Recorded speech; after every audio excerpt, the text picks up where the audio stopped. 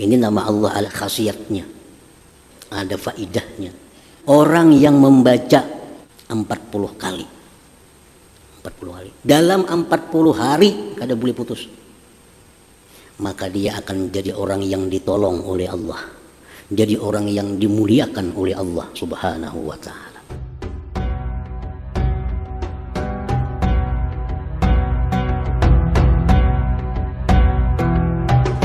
Imam Al-Ghazali rahimahullah wa nafa'ana bi'ulumihi mengatakan, Al-Aziz huwal khatir alladhi yaqillu wujudu mislih wa tashtaddu al-hajah ilaih wa yas'ubu al-wusulu ilaih. Fama lam yajtami alaihi ma'ani hadhihi thalatha lam yutlaq alaihi ismul aziz. Al-Aziz itu artinya adalah zat yang sangat mulia, yang tidak didapat ada seumpamanya, atau yang tiada tandingannya, dan bersangatan hajat kepadanya, dan mustahil sampai atau memperdapati kepada zatnya. Nah, itu Al-Aziz. Al-Aziz adalah yang sangat mulia, yang tidak ada didapat seumpamanya, bersangatan hajat kepadanya, dan mustahil kita bisa memperdapati tentang hakikatnya. Nah, itu Al-Aziz. Maka bermula sesuatu yang tidak terhimpun atasnya makna-makna yang tiga tersebut, tidak bisa dipakaikan atasnya nama Al-Aziz. Nah, sesuatu apapun yang di dalamnya tidak terhimpun tiga makna itu tidak bisa disebut Al-Aziz. Jadi Al-Aziz itu mesti sangat mulia, tiada persamaannya, sangat dihajatkan kepadanya, dan tidak bisa diperdapati hakikatnya. Nah, itu Al-Aziz.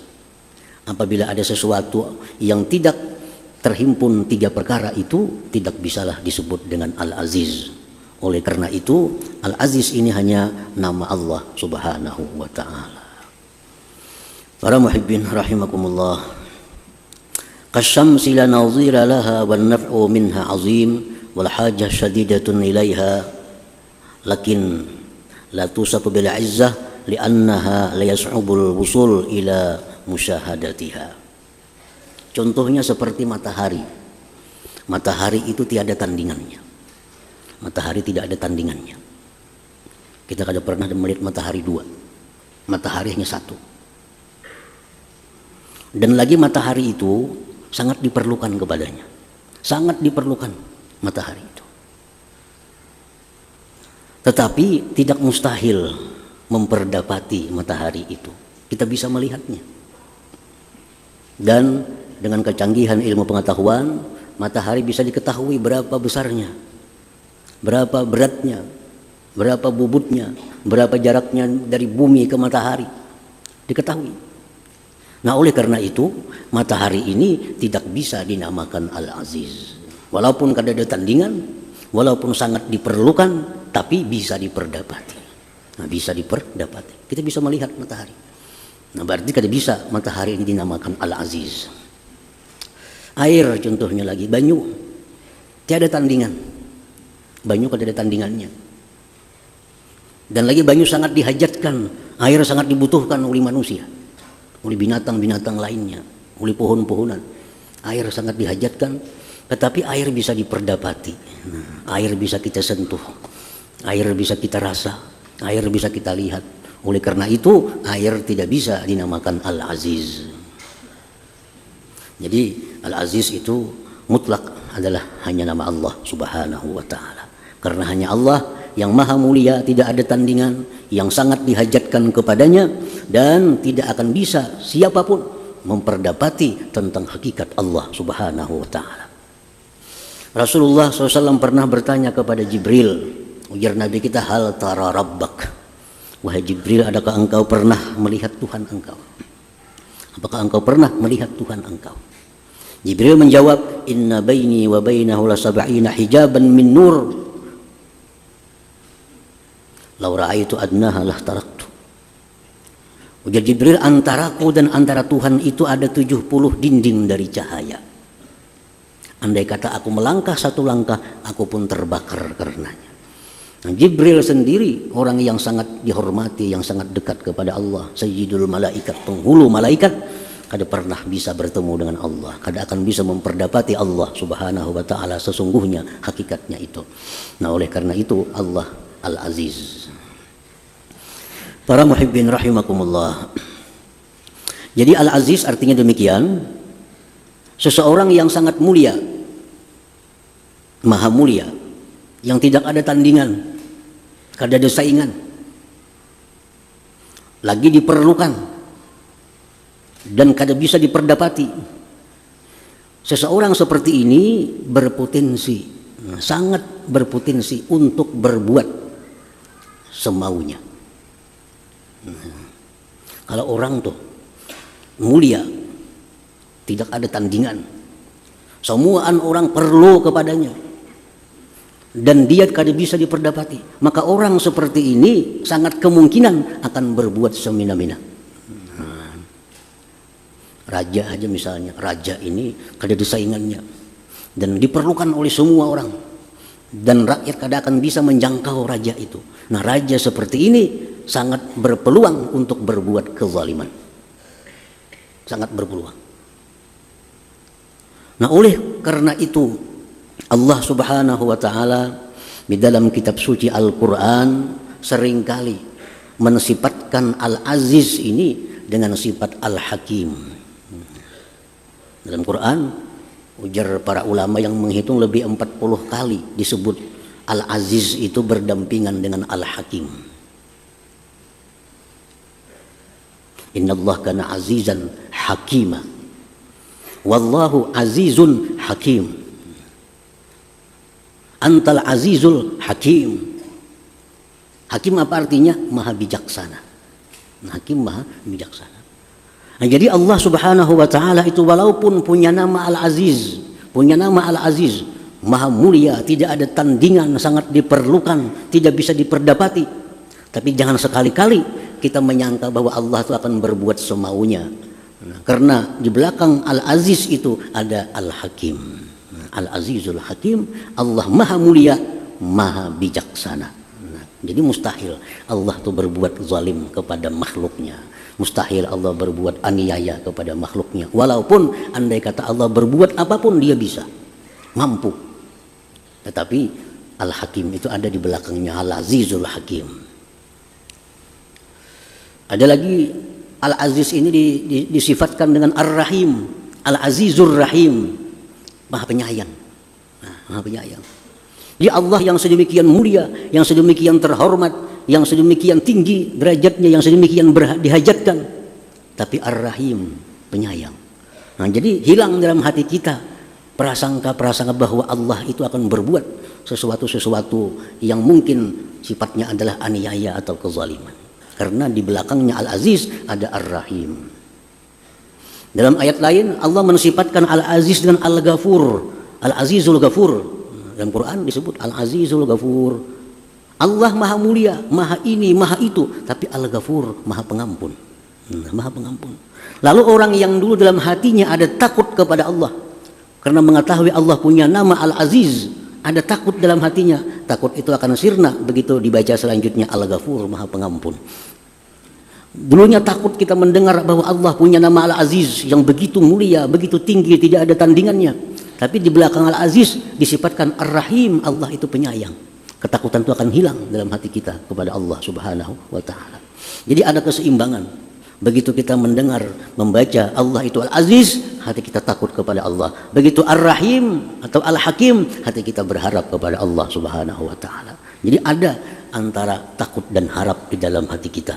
Oleh karena itu dalam Al-Quran hampir kada didapat Al-Aziz itu sendiri, pasti ada sambungannya. Al-Azizul Hakim, Al-Azizul Rahim, Al-Azizul Hamid. Allah itu Aziz, tapi Al-Hamid, maha terpuji. Sehingga kita jadi nyaman hati kita. Nah, kita mendengar misalnya, tahulah raja di kampung negeri itu, raja negeri itu orangnya kuat, orangnya jagau, orangnya kada ada saingan. Takutan hati kita nih. Tapi ujung-ujungnya Sidin penyayang, nah hati hilang hati kita. Dulunya takut, ada harapnya. Ada harapan disayangi oleh Allah Subhanahu wa taala. Karena bukan hanya Al-Aziz, tapi ada Ar-Rahimnya, ada Al-Hakimnya, ada Al-Hamidnya. Nah, para muhibbin rahimakumullah.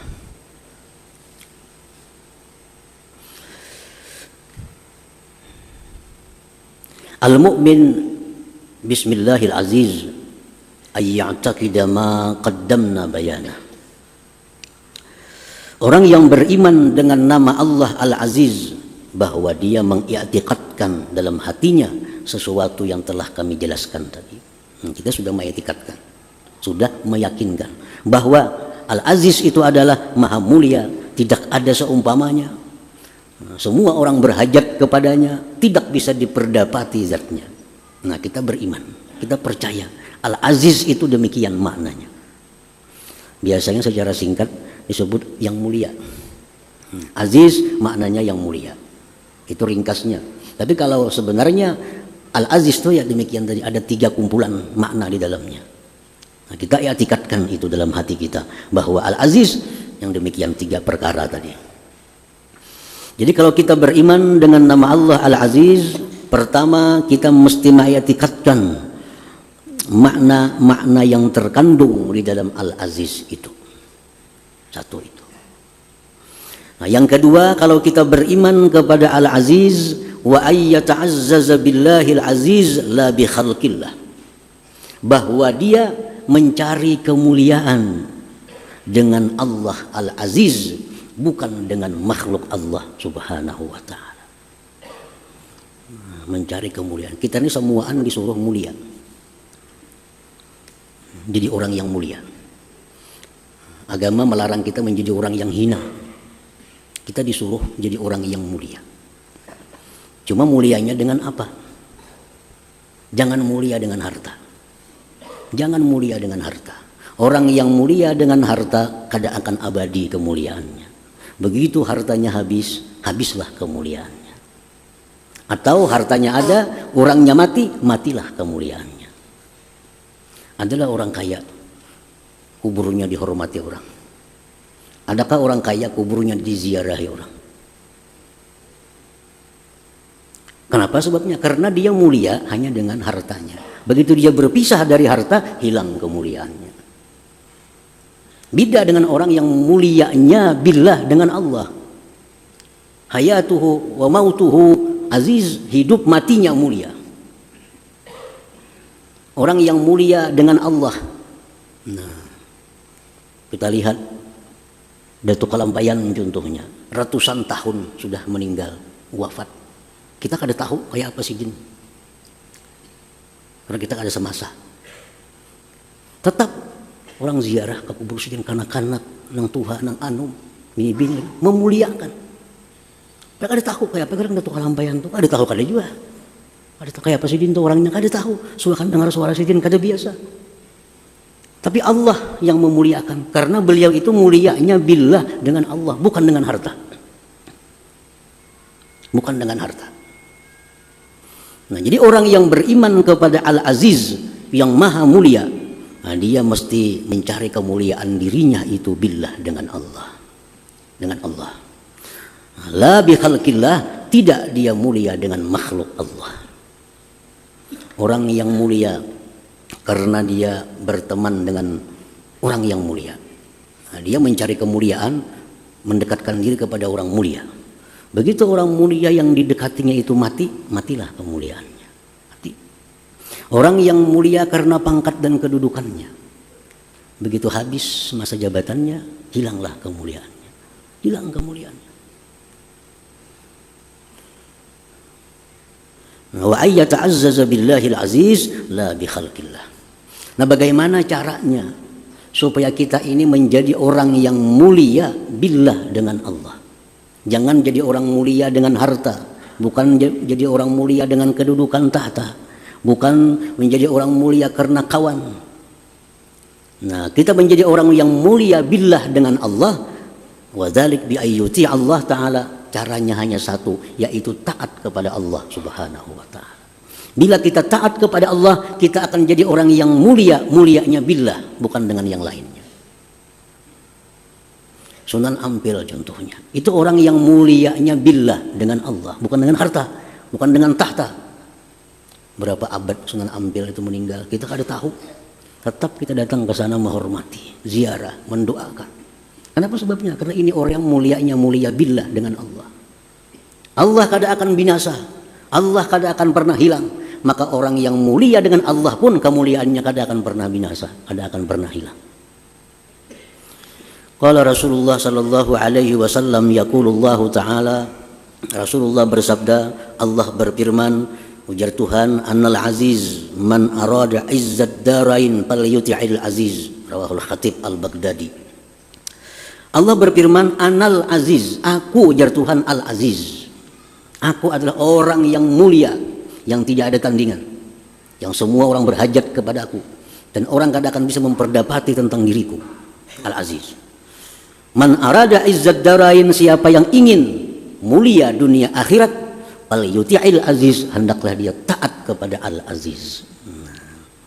Annal Aziz, aku ya Tuhan Al-Aziz.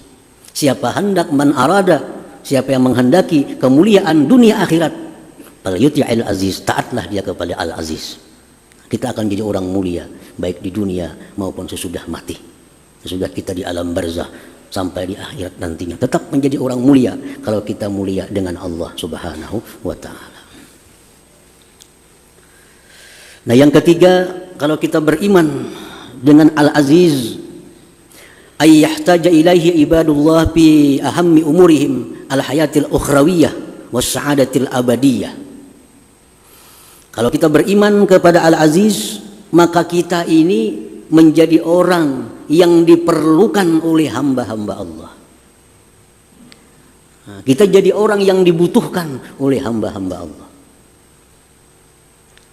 terutama dalam hal urusan-urusan akhirat mereka, urusan kehidupan-kehidupan abadi mereka.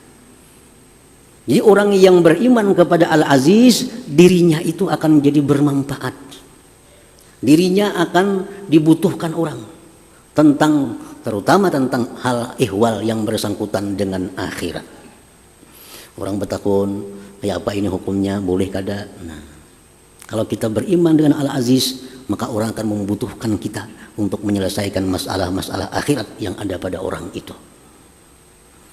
Jadi anak kita, istri kita, menjadikan kita ini sebagai orang yang sangat mereka perlukan, terutama dalam hal-hal yang bersangkutan dengan akhirat. Ada bini bertakun masalah agama, nah, lakinya siap, tuh ini masalahnya. Anak bertakun tentang masalah akhirat, tentang menjawab dengan jelas. Nah, sehingga dia benar-benar menjadi orang yang dibutuhkan oleh keluarganya, terutama dalam hal ihwal urusan akhirat. Nah, itulah Al-Aziz. Artinya apa? Orang yang beriman kepada Al-Aziz ini, dia akan menuntut ilmu, dia akan menjadi orang yang berilmu, sehingga bisa menjadi orang yang dibutuhkan, terutama oleh keluarganya sendiri. Jadi tiga hal itu sebagai bukti iman kita kepada Al-Aziz. Kalau i'tikad sudah, kita mengiktikadkan bulat dalam hati bahwa Allah itu punya nama Al-Aziz, karena itu Al-Quran. Kada percaya Al-Aziz, kafir. Karena Al-Quran mengatakan Allah itu punya nama Al-Aziz. Apa arti Al-Aziz? Maha mulia, tiada tandingan, semua orang berhajat kepadanya, tidak bisa dijangkau zatnya. Nah, yang kedua, dia mencari kemuliaan dengan Allah. Yang ketiga, dirinya dihajatkan, dibutuhkan oleh orang lain, terutama dalam hal urusan akhirat. Nah, tiga itu adalah bukti keimanan kita kepada nama Allah Al-Aziz.